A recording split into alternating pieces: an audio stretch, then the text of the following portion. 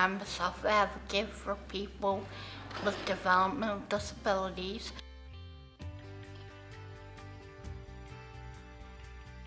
Hi, I'm Deb DeSantis. I'm President and CEO of CSH. CSH is a national nonprofit that's been working with communities across the country to address the issue of chronic homelessness.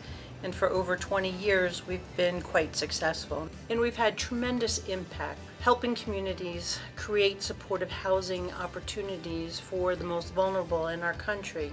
People experiencing long-term homelessness, people who've come out of institutions. We've been challenged by scale.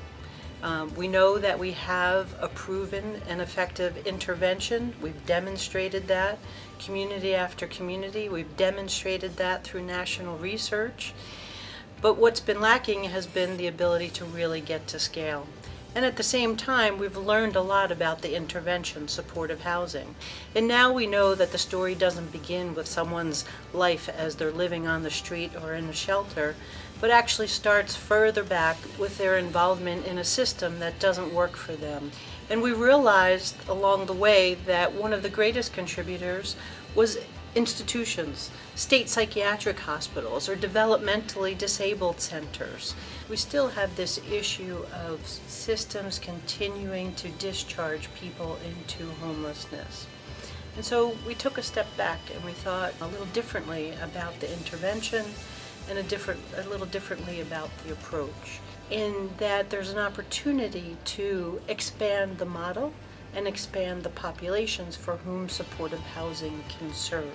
When you think about people in state psychiatric hospitals who have the ability to be housed in the community, but there's no housing to house them, then you begin to understand the magnitude of the scale in which we're talking about, the number of units that would be needed to really create enough supportive housing in the nation to address those vulnerable populations. At the same time, we were exploring pay for success or social impact bonds, this new concept that we were hearing a lot about coming out of England, where they had just begun to implement a pay for success initiative and were working with private investors to attract capital in hopes that the intervention would be successful, and based on those outcomes and the assumed savings from that intervention,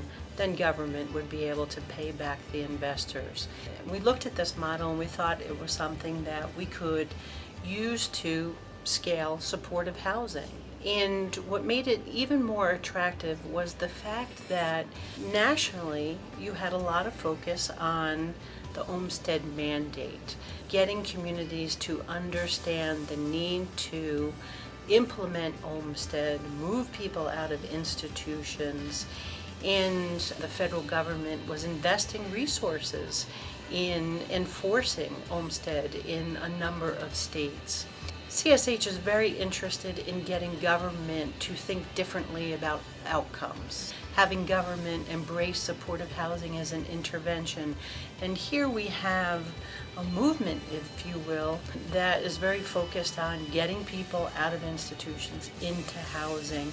So how do we as a national organization bring our resources to bear to really take the intervention to a much larger scale? We see Pay for Success as a tool or a catalyst to help those states address Olmstead today, rather than putting it off year after year after year.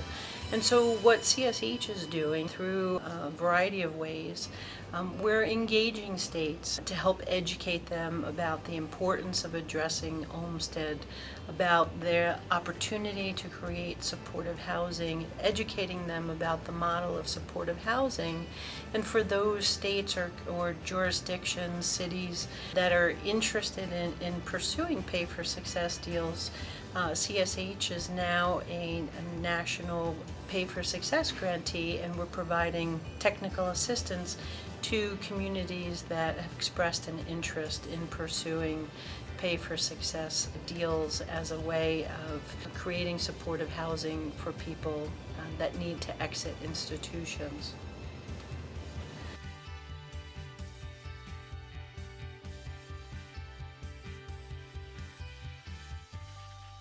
Hi, my name is Vicky Kruger. I'm 45 years old. I was born with a developmental disability. I would like to live independently on my own because I feel like I'm highly functioned and independent and I can do things for myself. I just need help with a little bit of reminders or help with cooking. Well, I like to be around people just so I'm not alone.